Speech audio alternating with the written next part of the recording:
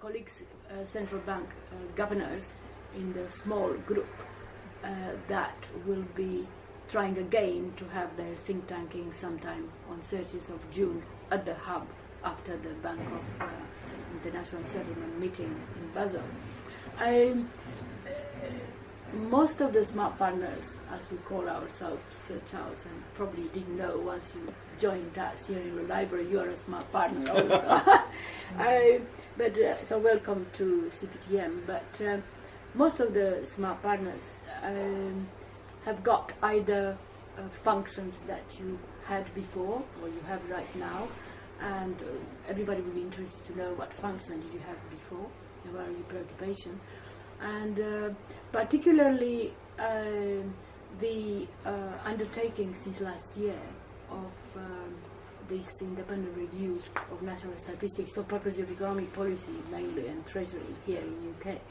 And since in the Commonwealth there is a kind of, as we were talking about, homogeneity about the way government systems work, whatever you identified as gaps, limitations, and how they could go about it, probably relevant or respond to some of the issues that we've been able in the last few months particularly to get from the National Statistic Offices.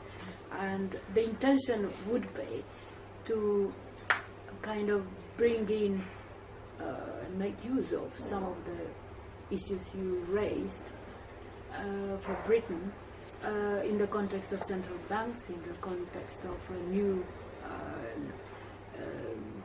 statistics inclusion initiative, and obviously in the context of an overall improving the national vision processes in the countries.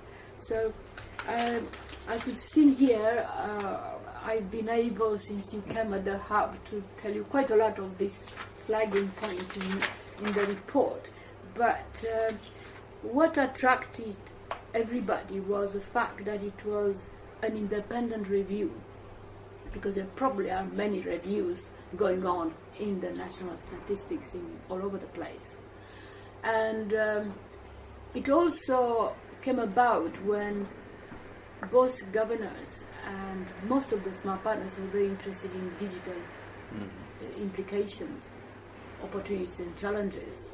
And also, lastly, at the time when Sustainable Development Goals kind of attached to it, also this need for capability in providing statistics more than usual. So Charles, you had a little bit from Marie, the High Commissioner of Seychelles, and a little bit from Joyce, High Commissioner of Uganda. You heard quite a lot from me on behalf of the others. But please, can you tell us what made you accept, first of all, our Secretary of State request for you? Okay, I mean, just by way of background, I mean, my own past history is a mix of academia and policy making. So roughly half my career has been spent as an academic at the London School of Economics, with interest in economic policy in particular, and the other half of it in both the Treasury and more particularly the Bank of England, where I was from 2000 to 2014, first as the chief economist and then subsequently as deputy governor, where I was on the monetary policy and financial policy committees. Now I retired from the bank in 2014, but the Chancellor asked me to undertake this review. Sorry, I should have the Chancellor of State. Our finance minister, basically, who I know quite well through G20 events where we would be representing the UK together. He asked me to undertake this review back in the middle of 2015. With the context for the request was some disquiet about the reliability of UK economic statistics, in part because of a number of errors that have been made in the statistics recently, which many of them are discussed in the report, but also in the context of Britain's recent relatively low productivity growth, sometimes known as the productivity puzzle. There was a question about were there important developments that were being missed, in particular in the context of the digital economy, and were we properly picking that up? So the review really had three elements to it. One is looking at the UK statistical needs and whether it was reflecting properly the modern evolution of the economy and the digital economy in particular. Secondly, the statistical agency, the Office for National Statistics, as it's called, its capability for delivering those statistics, and in particular whether it was also making use of the opportunities that were provided by the digital revolution for expanding the information that it used in constructing statistics. And then there was a third leg to do with the governance arrangements. But my report, or institutional the institutional framework for constructing statistics and so forth, where there were some domestic issues. Now, I mean, obviously, a lot of the report is UK specific in its focus, but I think there are some general points that apply more broadly, across countries at different stages of development. I mean, as regards the sort of the impact of the digital economy, I mean, it is. I mean, first of all, there is a lot of activity which increasingly is conducted through the internet, and we have seen changes in the way content is delivered to consumers and so forth, and some of that may well not be properly captured in the existing statistics, say like GDP, because often this sort of content takes place at essentially zero prices, and the supplier gets revenue in different ways, either by selling advertising, selling information about their about the consumer to other entities and so forth. Then there's also the fact that the digital economy has made it possible for economic activity, which previously might be undertaken by intermediaries, say like travel agents. Now it makes it easier for the consumer to do it directly. But a consequence of that is that although the quality and quantity of services provided has gone up, it's actually gone out, some of it's gone out of GDP. So the GDP numbers might be Of course, there was misleading. a question of is GDP or is not GDP the right? Oh, no, to, absolutely. And that might be something that we could come back to later on. Then there's a whole range of issues presented by the sharing economy. So the digital economy has made it feasible for essentially for households to utilise their assets and their skills more effectively. An example or two examples here. So it would be Uber, which allows car owners to behave as taxi drivers for part of the week if they want, or Airbnb, which allows people to rent out their homes, say when they're away on holiday or whatever, to other people, which effectively means they're operating like a hotelier for a short. But again, these sorts of activities may not be properly picked up in the statistics. And then a third element is a whole range of what economists refer to as intangible capital, knowledge capital, which we don't measure very well, but is increasingly important.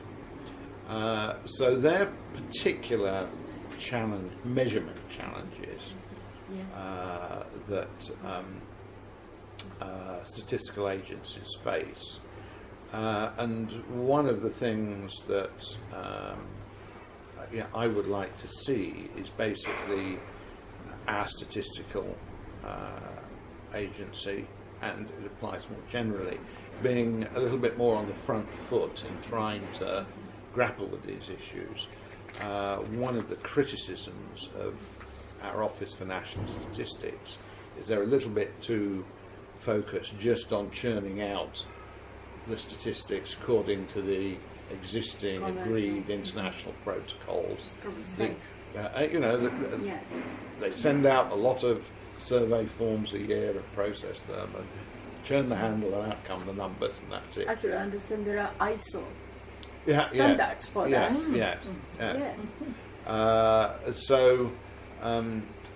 I think what you want is a statistical agency which not only produces statistics, but is at the forefront of actually questioning their meaning, is self-critical about them, helps users understand where the statistics might be falling short of what you want, what the deficiencies are, and is trying to at least get a handle on how quantitatively significant those deficiencies might be. We're talking mainly about the national statistics and official statistics. It's certainly I'm talking about official statistics, which is a very broad canvas. An official statistic, for the purposes of this review, was basically anything approved that's produced by government departments or whatever, and is put into the public domain. The open data and all that. National statistics is a term of art to which is, in the UK context at least, used to it's a label that's attached to statistics that reach a certain standard in terms of the way they're produced and the independence of their production and so forth. Probably. You can distinguish between different sorts of statistics. So we have official statistics, which are statistics produced and put into the public domain by government departments, and they're governed by certain standards here, certain protocols.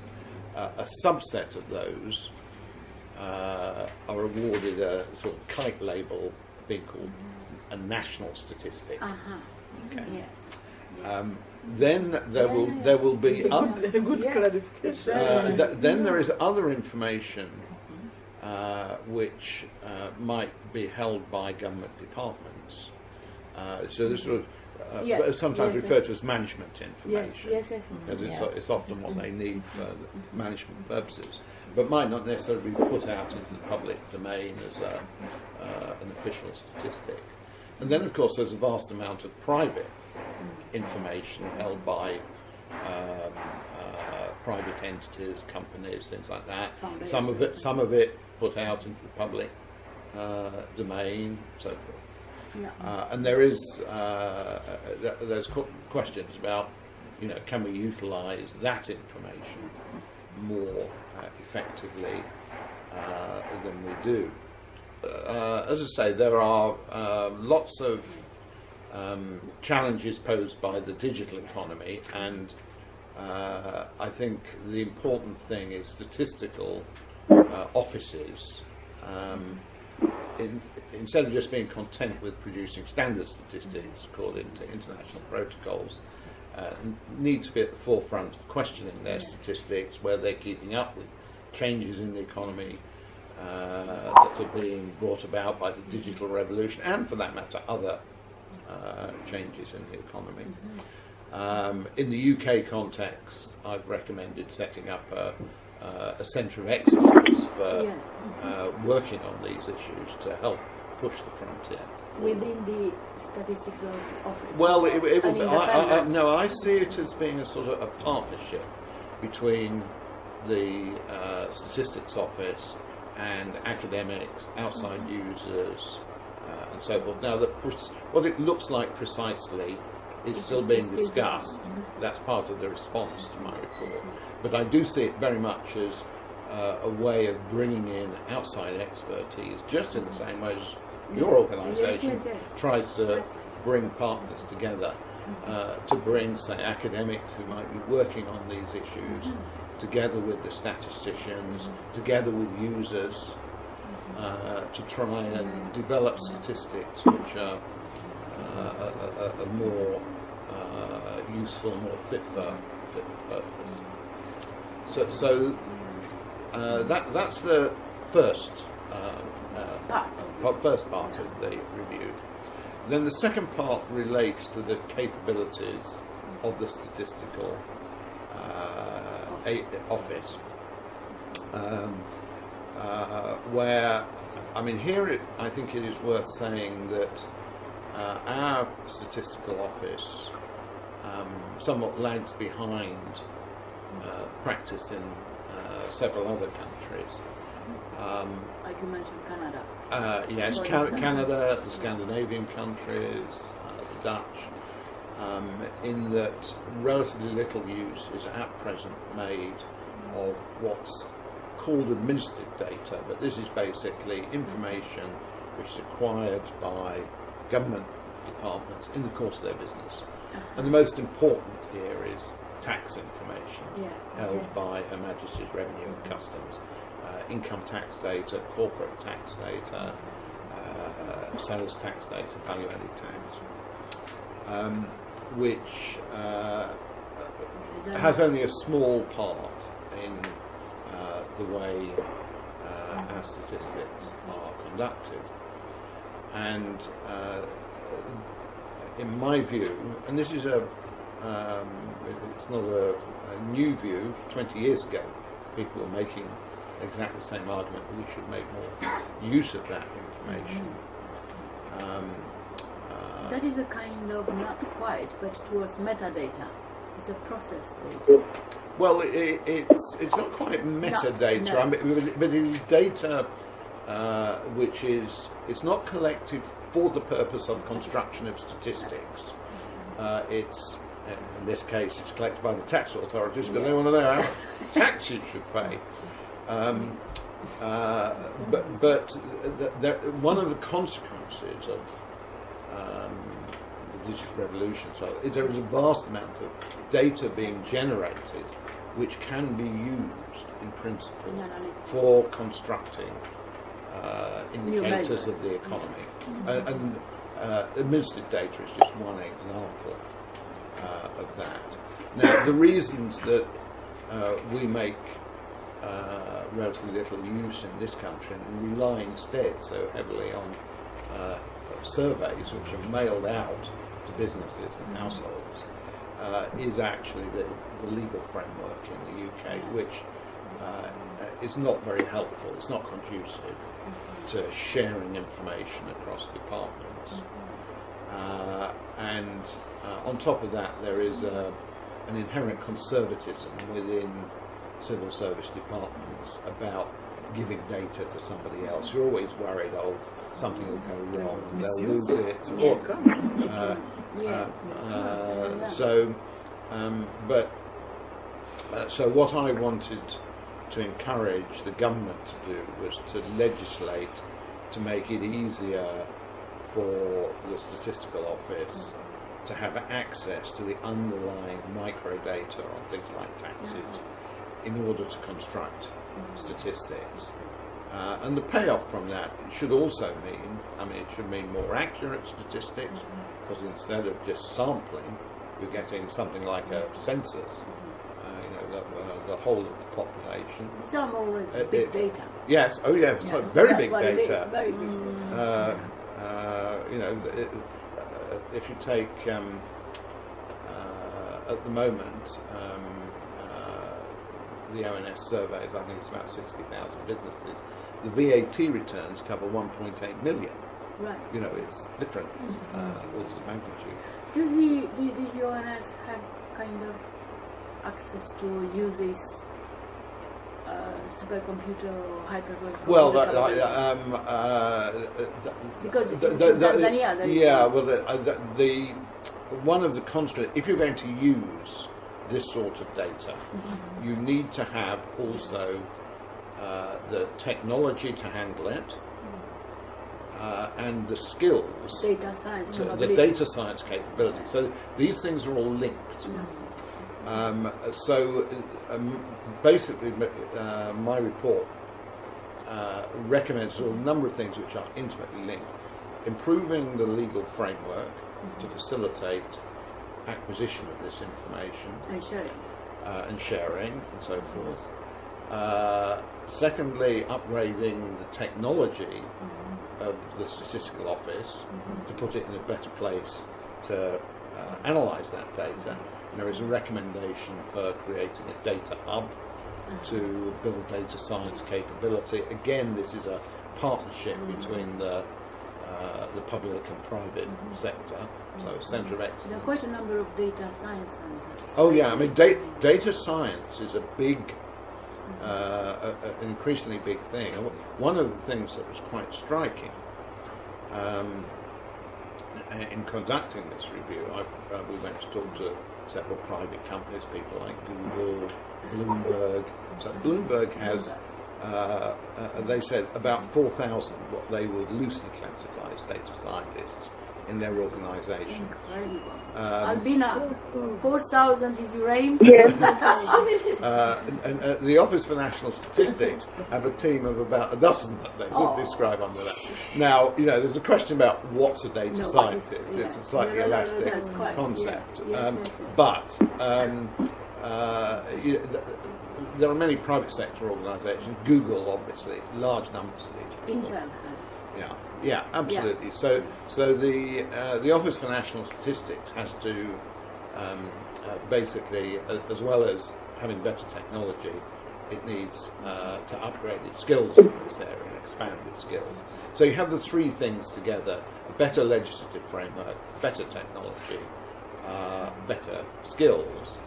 And if you have that, I think you can expect to generate both more accurate statistics, more timely statistics, because you can use the information as it's coming in, and potentially more agile statistics. So in getting back to dealing with this issue of the economy evolving, needing to keep up with it, if you've got this sort of capability of analysing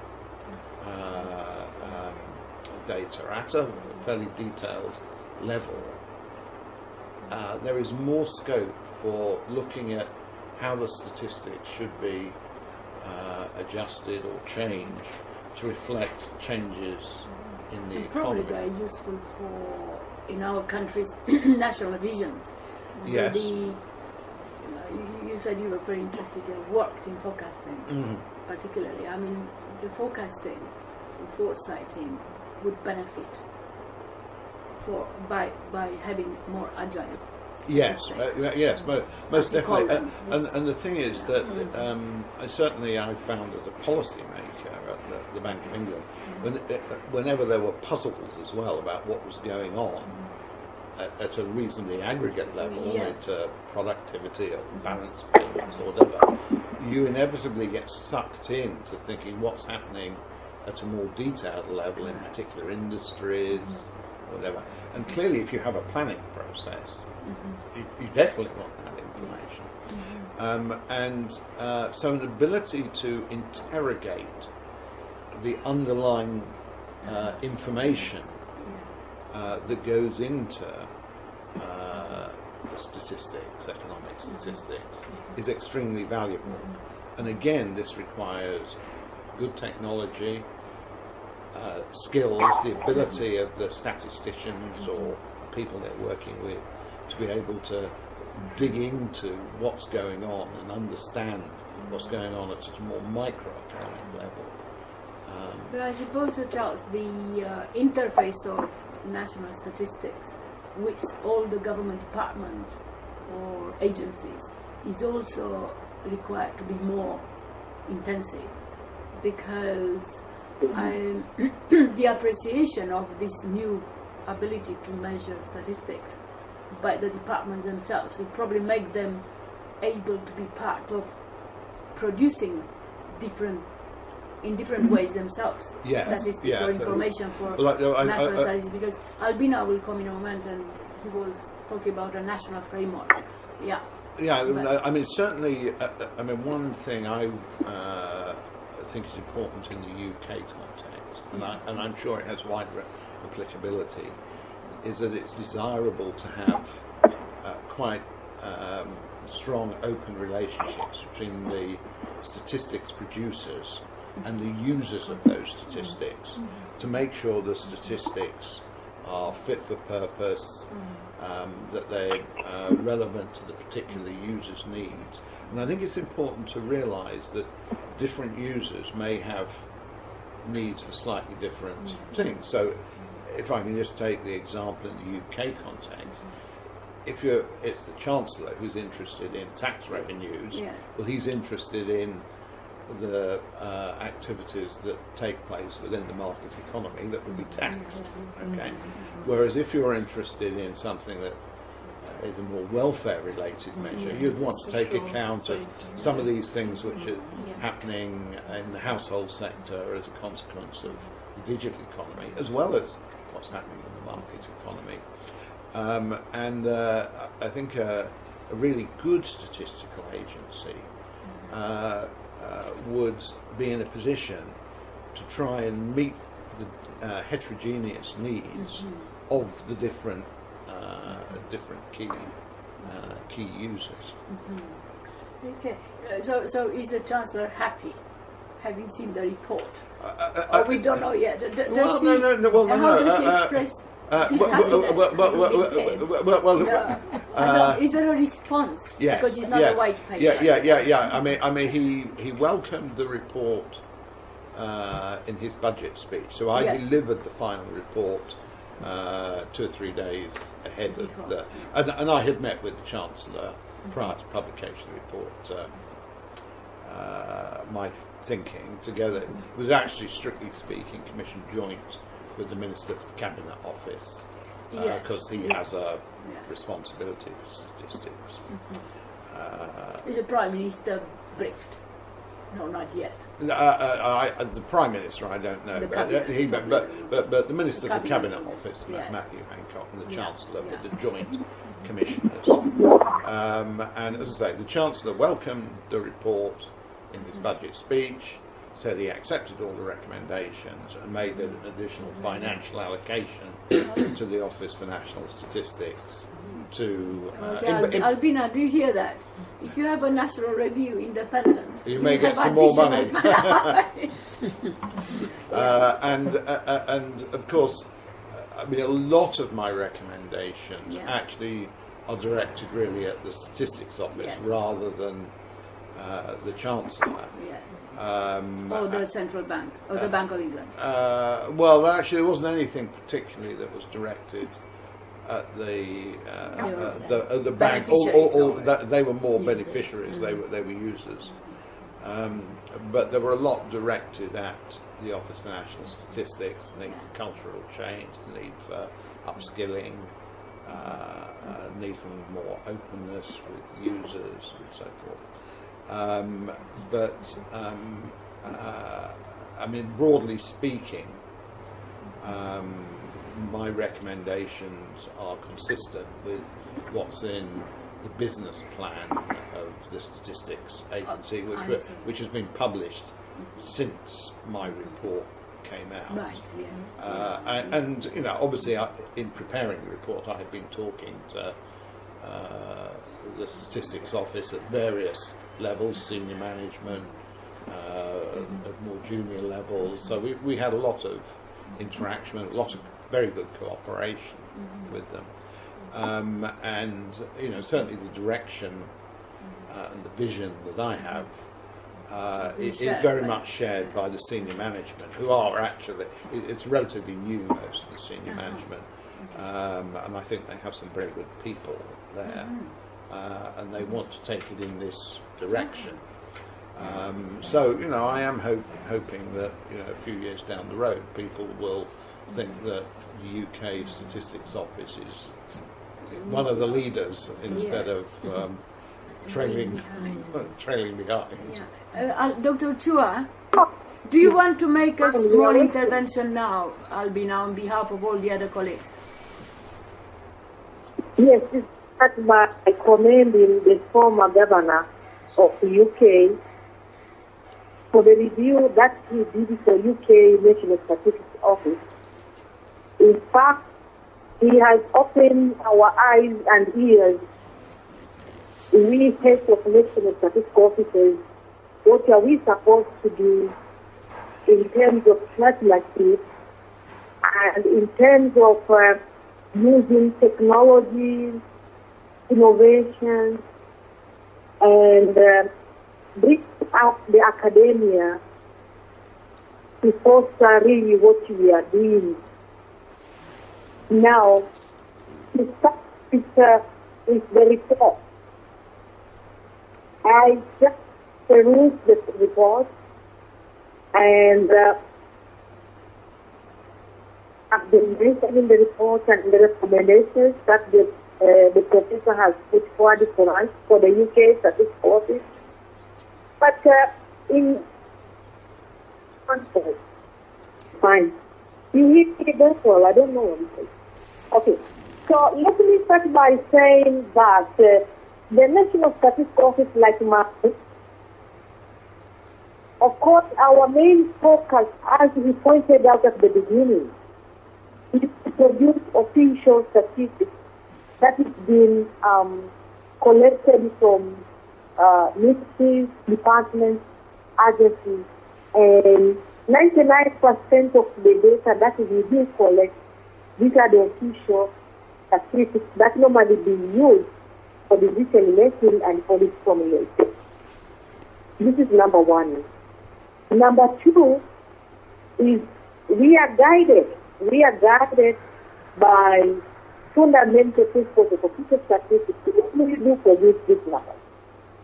Now, coming to the economic statistics that is pointed out, it's true that economic statistics play a big role in our economy. I do remember a graph from IMF improvement in economic statistics. You improve your economy because you know where to start and where to end in the economic sector. This is very fine. There's no harm about that. Because we talk about the data that we do in African context. Of course, Professor has pointed out very clearly that there are two main sources of the official statistics. One is from the census, and the other one is from the routine data, or we do call administrative data. Now, all these sources of data, of course, the user, like the bank, central bank, they tend to have high frequency data, which sometimes we, as from the National Statistics Offices, we may not reach there to produce, to point the task of our users because of lack of technology, innovation that we do have. But again, Professor pointed out, Charles pointed out that partners becomes very important because as alone, we are not isolated.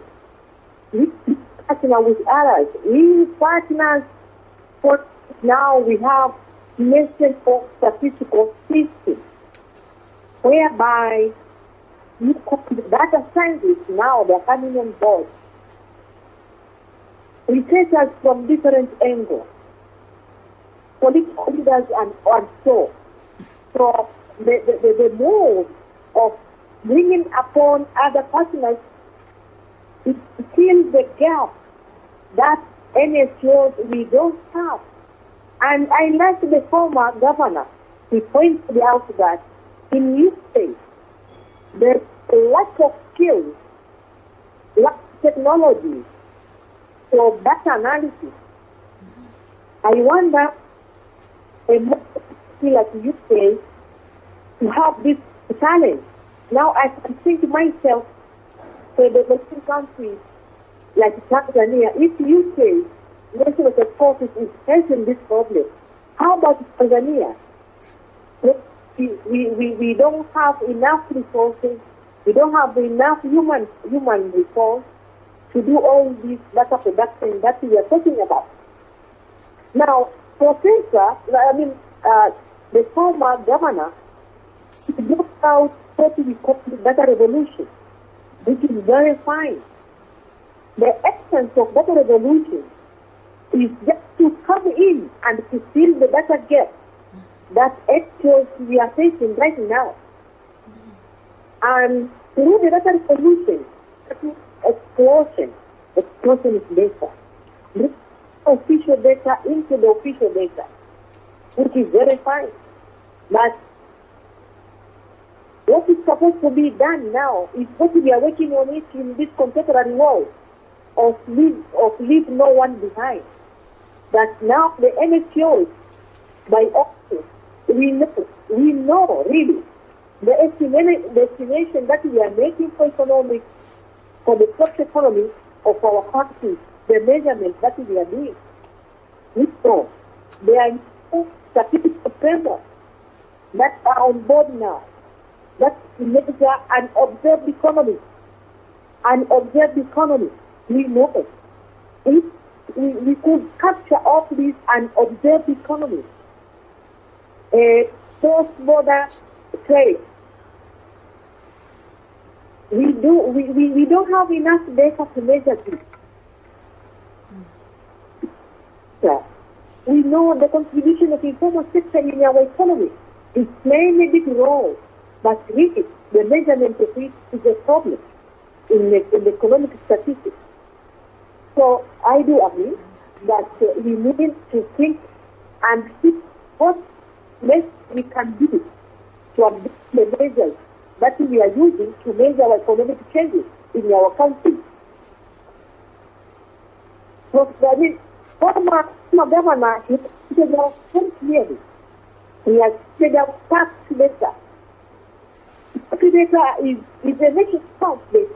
It's a national account. This is what the VAT, value added. This is a national account. But how they can measure this accurately? Very few countries, I don't know. If UK, they are facing problems, and UK is our role model, then I'm seeing a big challenge that with NSOs we have to consider going forward. Now, that's the leadership and management of NSO. This is very important. Leadership, governance, management in terms of systems. Do we have data ecosystem in our NSO? As we are saying, we have to be at the center. We have to be the gatekeeper for coordinating data production in any particular country. So, Albina, yes. Just 1 second. Yes. Could you tell me, for instance, you've got 2 supercomputers, high-performance computers, in the last so many years in Tanzania, and this is what in 2013 we were, as part of leveraging technology and all that, the issue was raised. Does the statistical office have access to the analytical capability offered by, not immediately, but in the future? Because there could be their data science capability, which could, in principle, could make it up for quite a number of other, many statisticians or yeah. Are you yet in a position to interface or use the capability of the supercomputing available in Dar es Salaam? Let me welcome Professor Innocent. You want to come in for it? Yes. Okay. Yeah. Madam Mihaela. Yes. Sorry, I'm Professor Ngalinda from Eastern Africa Training Center. I'm talking about this because we are the only trainers of offshore statisticians in Africa. The problem of my bosses, my fellow bosses who are leading the national statistical offices or statistics, is that they don't change. They don't.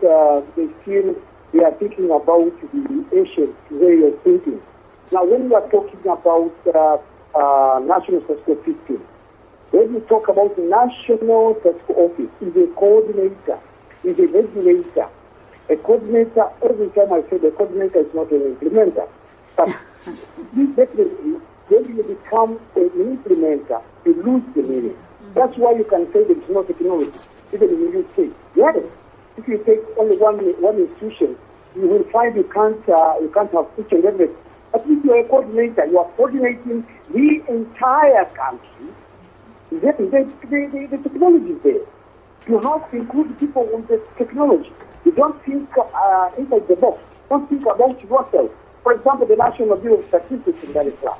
Okay, I don't expect them to have IT equipment of each and everything. But when they coordinate, they associate with others, they will get whatever they want. You understand, for example? I'll give you an example. In most of the time, statisticians, they are thinking about census and surveys. But in actual fact, what you are supposed to use, as she was talking about, is administrative records. For example, with the tax, there are revision authorities. Every time they are producing data, make the mechanism such that when they are producing, they are doing their job, they produce data for you. And you have started. You have started such a revolution. And for because people are talking about census surveys and whatever and research, you miss the point. But when you use administrative records, that is where we are going. And that's why we talk about data revolution. And as you said for SDGs, don't leave anybody. Don't leave anybody. Yes, the idea is if they think, even in UK, if they think that we in the statistical office, we are supposed to coordinate the entire UK statistical system, then there won't be any problem. Because there will be private sector who can assist for technology, this one, and there, things like that. That is my idea. Yeah, thank you very much, Oliver. Do you want to introduce yourself, Oliver? Hello? No, I'm not Oliver. I'm Yes. Professor Ngalinda, Innocent Ngalinda. I'm the CEO of the Eastern Africa Statistical Training Center. I see. The center that And you are stuck. and you are in Dar es Salaam. Yes, please. Aha. Okay. Thank you very much. I don't know if we had a bit of a problem to hear everything what Dr. Chua said, and but I don't know if Sejals, you want to kind of make just a bit of, if you understood overall. Well, I mean, I did catch just the point confirm. about the scarcity of skills and Yes. so forth, and of course that is. I mean, that's a problem in the UK, and it's even more of a problem probably in many developing countries. And of course, one has to recognise that it's all very well to say what you want a statistical office to look like, but delivering is it when it? the skills are limited and when technology may be limited and budget's limited, inevitably you have to cut your cloth to what's feasible. But I do think this generic point about the statistical office being outward looking Yes. and being self-critical. That's a cultural thing which can apply in any circumstance. But there is this, if I understood correctly, Dr. Chua and your colleague, there is this Yes. differentiation between the economic statistics and the administrative Oh, statistics, yes. which do you have more of a problem with the economic statistics rather than to administrative statistics? Or where is bigger challenge? Would you say, Albina? Yes. Of course, there is a challenge in economic statistics, as I said. Yeah. There are a lot of challenges because economic statistics do gather a lot of data from different sources. Yeah. It gathers data from census surveys and administrative records. So manipulating different data sources to inform how is the economy is changing, it needs high skills. It needs partnership. It needs technology and innovation. Actually, by the way, Albina, I don't know if you Sir Charles allows me, do you have within the national statistics, now I have to be careful, or official statistics, are you gathering, Joyce will be very happy to know also, science technology statistics? I mean, are the statistics connected to science and technology or innovation? Do they figure on the periodical? We do. Are they integrated or? Yes. Uh-huh. Let me come in. We do collect science and technology data, and we know the contribution of science and technology in our city. And how we do gather this information, there is a system of national accounts, 2008, SNA 2008. This is the United Nations system of national accounts that provides a statistical framework on how to estimate the contribution of science, technology, and research to the national account. So we collect this information. Okay. Collaboration with, yes, we do. Okay. No. So thank you very much. This is just that a lot of other people are interested in that too. So Charles, and because I hear you might, we might need to have a think tanking at the hub with Sir Charles and a number of yourself and colleagues. Albina, probably this is what. Mr. Charles, any comments on what they mentioned? Further comments, or probably will. Well, I mean, certainly, there's a broader range of statistics than just economic statistics. My remit for my review was specifically on economic statistics.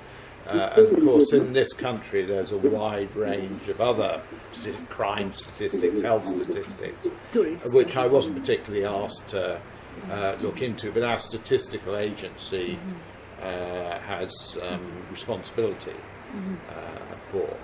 There is a there is a statistical authority. Yes, there is an overall statistical authority, and the Office for National Statistics is essentially the executive arm, and that looks after most of the economic statistics. But then a lot of the other statistics originate in various government departments, and in that sense, our statistical operation is very decentralised. So, Department of Health, Home Office for Crime, and so forth. There is a harmonisation of a kind. Well, and actually, one of the changes that was brought about 10 years ago with the creation of the UK Statistics Authority was to try and put a common umbrella over all of these various different sources of statistics, and to try and ensure that they were produced independently, because the trustworthiness of statistics is intimately tied up with, are they produced independent of ministerial interference and so forth. And I think it was largely successful in doing that. Okay, Albina, do you want to ask something? Yes. Just High Commissioner of Uganda. She has a research background, but is a High Commissioner of Uganda in London. This is general. Thank you, Mela. Thank you, Sir Charles, for this enlightening. Because for me, official and national statistics, I thought they were one and the same thing, but you have clarified it. But I think what Dr. Agua has also brought out, which I was thinking, is that if the UK is lagging behind, then you can imagine the developing countries where we are. But we would still appreciate that as you go to catch up with those ahead of you, then you pull us from the developing countries, at least to be near where you are, because we'll go step by step. We can't definitely bypass you, but let us, because in my country the statistics is mostly really survey, collected from surveys, from censuses and surveys, and we have this UBOS, the Uganda Bureau of Statistics, which we respect very much, but definitely their capability, it's not. It needs to be. It's better than you could think. It is better, but it could be improved, because the National Planning Authority relies so heavily on it, and most of the developing countries, we are now in the national planning, in the visioning, each one vision 20, vision, ours is vision 40, 2040, where we are focusing to be the, not the first, but the middle, upper middle income. That's a bit too modest. Well, we want to cut our growth, because that's in 30 years. So how can we? But Botswana already has Vision 2016. Those people have so much resources. So we are saying upper middle, definitely. If we can be better before, that is.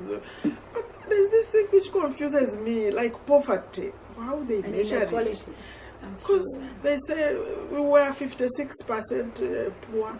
Now we are 20. You look around, there's still a lot of poverty, especially in the rural areas. So the measurement, how they use it. So for the user, and I'm a user, I think, we get confused. I think the user needs to be integrated and maybe educated, because at my level, I say, why do they say the poverty has reduced when the rural is still even poorer? It's getting so.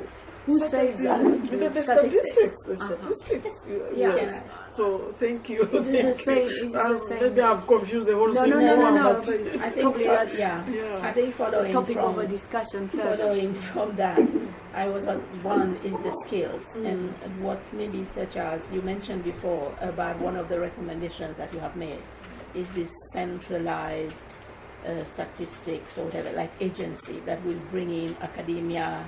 Users, the Centre of Excellence. The Centre of Excellence. Can you maybe mention a little bit more? Because even in our countries, that will make a small big states, difference. I think that would make even bigger than here. Maybe quickly, I know it's in your report. Yes. As far as the Centre for Excellence goes, I mean, the idea is to try and bring together people who might have interests in improving measurement of the economy and economic activity. Some of these will be in academics who are presently working on these sorts of things, of which there are several. That may also be relevant users, like the Bank of England or whatever, together with the Office for National Statistics. So I see this as being, it's called a centre, but it needn't necessarily be one physical location. A lot of research centres these days in academia are actually several partnerships of several universities, and this is really a partnership of academia, users, and the statistics providers to try and bring them together to be doing. But to continue to raise this kind of issues that you and to Yes, yes, to- and it's and part, then- it's part of the process of continually trying to interrogate. well, improve your statistics and so yeah. forth, and it connects a bit with the Yeah. point that that you made. George, yeah. About the, sometimes the sort of feeling there's a disjunction between the statistics you're given and what you see on the street, if you like. What I think, first of all, what I would say, statistics are not facts. I think one of the great problems in this country, let alone in developing economies, where the the underlying information basis may be quite weak, is that politicians and say the media and commentators generally treat statistics with spurious precision. So you said, 56% or whatever. And that was 20%. Or whatever the number is. As a fact. And here we obsess about, whether if the growth rate is minus 0.1 instead of plus 0.1, it's a disaster. Whereas, to all intents and purposes, there's no difference between those two measures. Actually, data visualization, which is another part of digitization, will make it even worse. Because you'll be more addicted to. Well, even you more may. than It may have the benefit if you're looking at a picture rather than a number that it becomes fuzzy. image.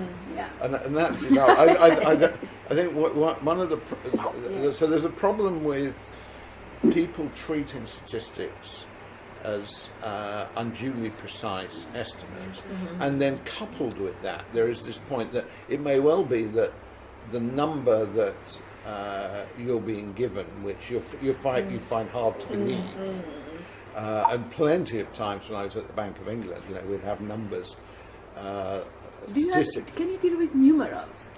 Oh yes. You can. The statistical estimates, there'd often be puzzles and things. That can't be right. It doesn't make sense. And that's why it's important that people don't treat the statistics uncritically. That they're always asking themselves, does this make sense? And that needs to take place in the statistical agency, and also users have to be asking themselves, does it make sense? And if it doesn't make sense, don't automatically assume the statistic is right. It's quite probably actually wrong, but for some reason. And actually, what a constructive way forward is to be trying to find out why it's giving this peculiar reading, because that may tell you something interesting. And there's continue need to be inquiring about the statistics and questioning them and self-critical about. I think it is an important message of my report. And that definition also, and the interpretation is important. Yes. It could be like they're looking at absolute poverty, which is below whatever $2. Yes. Whereas relative poverty, Yeah, you're we can absolutely still right. see, Yes. that there is poverty. I won't go into the main thing about the GDP because that is an issue. Yes. Like for Yes. us, again, Yes. we're saying you Yes. can't just say GDP. Yeah. You say in 40, you want Yeah, Uganda wants to 2040, be yeah. Mid upper. Seychelles Mid is upper. now high income. Oh, you want High income now. now? Okay. So where do you Last go? Oh, So you have nowhere to go. Not only that, if that is based on GDP and whatever, it creates a lot of problems, constraints, challenges for us.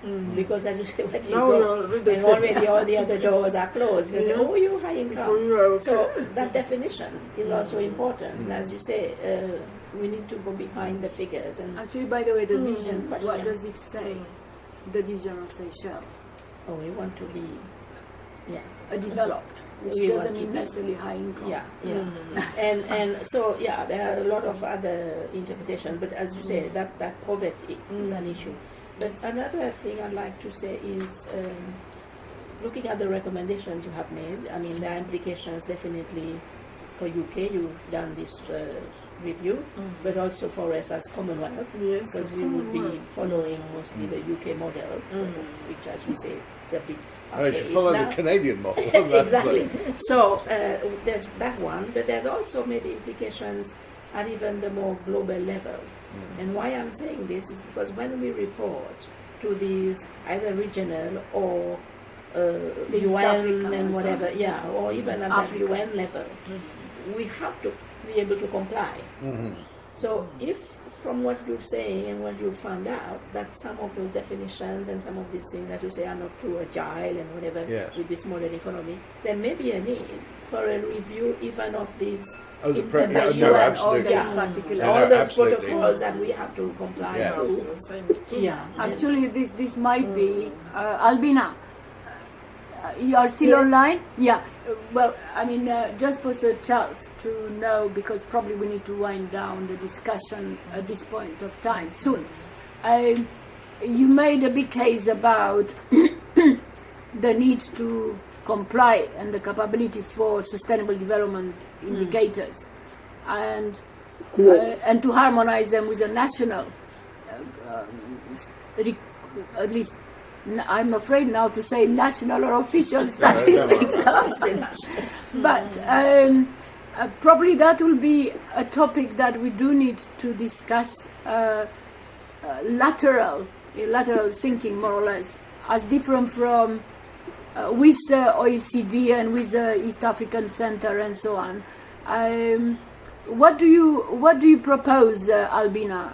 Because Charles probably could, he said, be available probably at the end of June, 30th of June and so on, where probably Professor Ndulo, the central bank governor, and a few of his colleagues might also be here. So would you suggest that you could kind of be able, or should we mobilize a few, not many, a few of your colleagues and yourself, so that we have a face-to-face kind of discussion? Well, what do you feel? Yeah, in fact, mobilizing, of course, through your leadership, mobilizing Professor Ndulu, training centers like also the training center, face-to-face interviews with panel discussions, I think it will shed some more light going forward, because economic statistics is more than official statistics.